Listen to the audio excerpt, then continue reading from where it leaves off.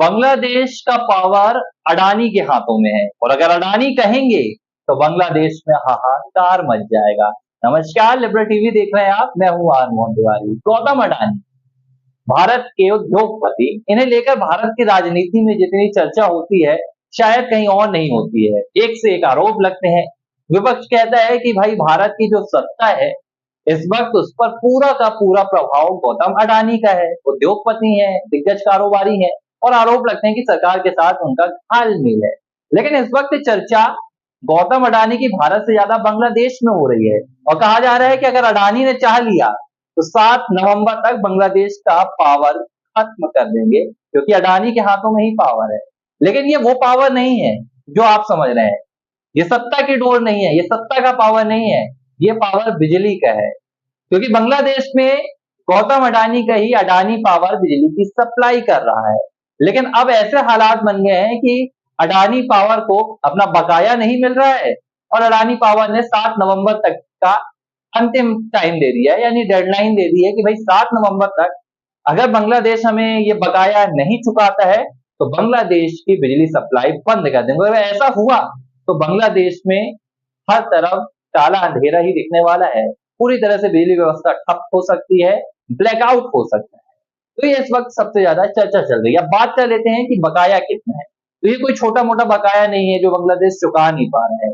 ये बकाया है 7,200 करोड़ रुपए का और इस बकाया को चुकाने के लिए फिलहाल बांग्लादेश के पास पैसे भी नहीं है। पिछले कुछ महीनों से बांग्लादेश में जो हो रहा है, पहले शेख हसीना के साथ जो हुआ, जो अराजकता मची, उससे पहले तो चल ही रही थी।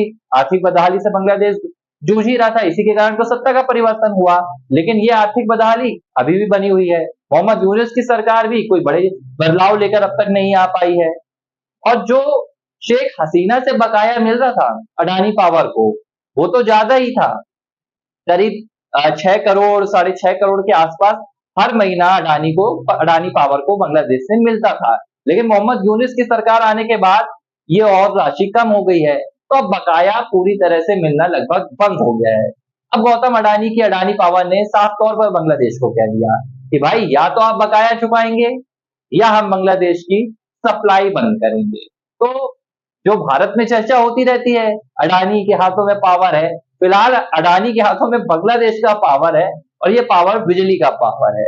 बता दें कि साल 2017 में ये अनुबंध हुआ था, ये कॉन्ट्रैक्ट हुआ था भारत के गौतम अडानी पावर के बीच में और बांग्लादेश सरकार के बीच में, जिसमें अगले 25 सालों तक के लिए अडानी पावर ने साइन किया था कॉन्ट्रैक्ट कि हम बांग्लादेश को बिजली की सप्लाई करेंगे।